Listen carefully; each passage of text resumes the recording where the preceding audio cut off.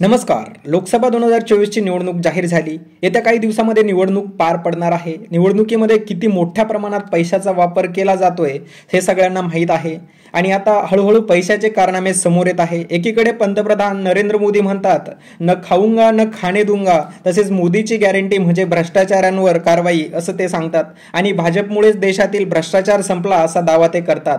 पण दुसरीकडे आता किती मोठ्या प्रमाणात भ्रष्टाचार होत आहे हे समोर येत आहे. एक मोठी बातमी समोर आलेली आहे. चेन्नईमध्ये निवडणूक अधिकारी आणि पोलिसांनी 3 जणांना ताब्यात घेतले आहे. या तिघांकडे सुमारे 4 कोटी रुपये रक्कम मिळालेली आहे.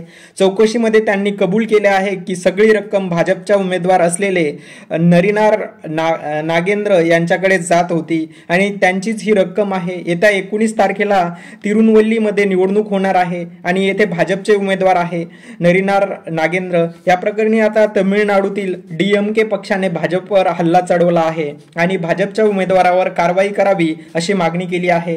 निवडणूक अधिकाऱ्याने ही रक्कम आता इन्कम टॅक्स डिपार्टमेंटला पाठवली आहे आणि पुढील चौकशी करण्याचे आदेश दिलेले आहे. पण आता या घटनेमुळे भाजप मात्र अडचणीत आलेले आहे. तर मित्रांनो, तुमचं या प्रकरणी काय मत आहे ते कमेंटमध्ये व्यक्त करा आणि अशाच नवनवीन व्हिडिओ पाहण्यासाठी आमच्या चॅनलला सबस्क्राईब करा, तसेच व्हिडिओला एक लाईक करा. जय हिंद, जय महाराष्ट्र.